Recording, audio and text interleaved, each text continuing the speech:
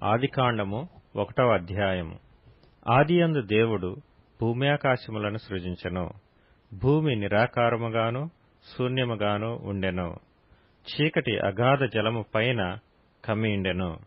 దేవుని ఆత్మ జలములపైన అల్లాడుచుండెను. దేవుడు వెలుగు కమ్మని పలుకగా వెలుగు కలిగెను. వెలుగు మంచిదైనట్టు దేవుడు చూచెను. దేవుడు వెలుగును చీకటిని వేరుపరచెను. దేవుడు వెలుగునకు పగలనియు చీకటికి రాత్రి అనియు పేరు పెట్టెను. అస్తమయమును ఉదయమును కలగగా ఒక దినమాయెను. మరియు దేవుడు జలముల మధ్యనొక విశాలము కలిగి ఆ జలములను ఈ జలములను వేరుపరచును గాకని పలికెను. దేవుడు ఆ విశాలము చేసి విశాలము క్రింద జలములను విశాలము మీది జలములను వేరుపరపగా ఆ ప్రకారమాయెను. దేవుడు ఆ విశాలమునకు ఆకాశమని పేరు పెట్టెను. అస్తమయమును ఉదయమును కలుగగా 2వ దినమాయెను. దేవుడు ఆకాశము క్రిందనున్న జలములో ఒకచోటనే కూర్చబడి ఆరిన నేల కనబడునుగాకని పలకగా ఆ ప్రకారమాయెను. దేవుడు ఆరిన నేలకు భూమి అని పేరు పెట్టెను. జలరాశికి ఆయన సముద్రములని పేరు పెట్టెను. అది మంచిదని దేవుడు చూచెను.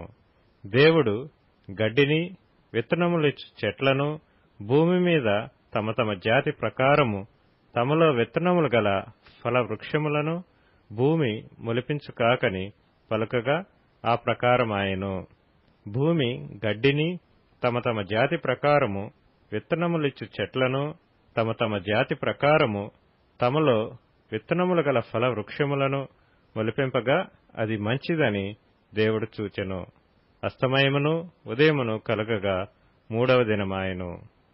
దేవుడు పగటిని రాత్రిని వేరుపరచునట్లు ఆకాశ విశాలమందు జ్యోతులు కలుగునుగాకనియు అవి సూచనలను కాలములను దిన సంవత్సరములను సూచించుటకై యుండుగాకనియు భూమి మీద వెలుగిచ్చుటకు అవి ఆకాశ విశాలమందు జ్యోతులై యుండుగాకనియు పలికెను. ఆ ప్రకారమాయెను. దేవుడు ఆ 2 గొప్ప జ్యోతులను అనగా పగటిని ఏలుటకు పెద్ద జ్యోతిని రాత్రిని ఏలుటకు చిన్న జ్యోతిని నక్షత్రములను చేసెను. భూమి మీద వెలుగిచ్చుటకును పగటిని రాత్రిని ఏలుటకును వెలుగును చీకటిని వేరుపరచుటకును దేవుడు ఆకాశ విశాలమందు వాటినుంచెను. అది మంచిదని దేవుడు చూచెను. అస్తమయమును ఉదయమును కలుగగా 4వ దినమాయెను. దేవుడు జీవము కలిగి చెలించు వాటిని జలములు సమృద్ధిగా పుట్టించునుగాకనియు పక్షులు భూమిపైని ఆకాశ విశాలములో ఎగురునుగాకనియు పలికెను.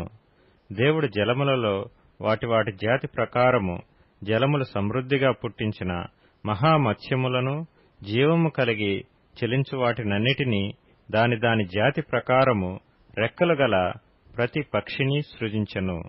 అది మంచిదని దేవుడు చూచెను. దేవుడు మీరు ఫలించి అభివృద్ధి పొంది సముద్ర జలములలో నిండియుండుడనియు పక్షులు భూమి మీద విస్తరించునుగాకనియు వాటిని ఆశీర్వదించెను. అస్తమయమును ఉదయమును కలుగగా 5వ దినమాయెను. దేవుడు వాటి వాటి జాతి ప్రకారము జీవము గల వాటిని అనగా వాటి వాటి జాతి ప్రకారము పశువులను పురుగులను అడవి జంతువులను భూమి పుట్టించునుగాకని పలికెను. ఆ ప్రకారమాయెను. దేవుడు ఆయా జాతుల ప్రకారము అడవి జంతువులను ఆయా జాతుల ప్రకారము పశువులను ఆయా జాతుల ప్రకారము నేలను ప్రాకు ప్రతి పురుగును చేసెను. అది మంచిదని దేవుడు చూచెను. దేవుడు మన స్వరూపమందు మన పోలిక చొప్పున నరులను చేయుదుము. వారు సముద్రపు చేపలను ఆకాశ పక్షులను పశువులను సమస్త భూమిని భూమి మీద ప్రాకు ప్రతి జంతువును ఏలుదురుగాకనియు పలికెను. దేవుడు తన స్వరూపమందు నరుని సృజించెను. దేవుని స్వరూపమందు వాని సృజించెను. స్త్రీనిగాను పురుషునిగాను వారిని సృజించెను. దేవుడు వారిని ఆశీర్వదించెను. ఎట్లనగా మీరు ఫలించి అభివృద్ధి పొంది విస్తరించి భూమిని నిండించి దానిని లోపర్చుకొనుడి. సముద్రపు చేపలను ఆకాశ పక్షులను భూమి మీద ప్రాకు ప్రతి జీవిని ఏలుడని దేవుడు వారితో చెప్పెను. దేవుడు, ఇదిగో భూమి మీద ఉన్న విత్తనములిచ్చు ప్రతి చెట్టును, విత్తనములిచ్చు వృక్ష ఫలములు గల ప్రతి వృక్షమును మీకిచ్చియున్నాను. అవి మీకు ఆహారమగును. భూమి మీద నుండు జంతువులన్నిటికిని, ఆకాశ పక్షులన్నిటికిని, భూమి మీద ప్రాకు సమస్త జీవులకును పచ్చని చెట్లన్నీయు ఆహారమగునని పలికెను. ఆ ప్రకారమాయెను. దేవుడు తాను చేసినది యావత్తును చూచినప్పుడు అది చాలా మంచిదిగా నుండెను. అస్తమయమును ఉదయమును కలుగగా 6వ దినమాయెను.